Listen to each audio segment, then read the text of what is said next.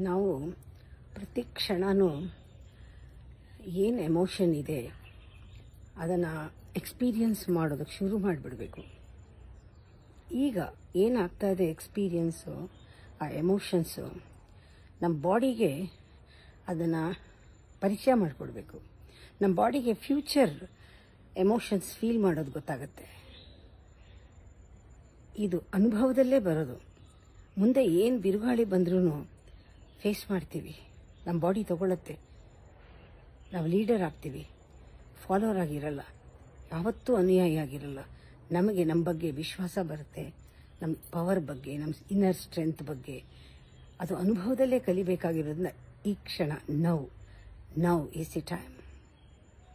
Now or never. Now this emotion, this feeling,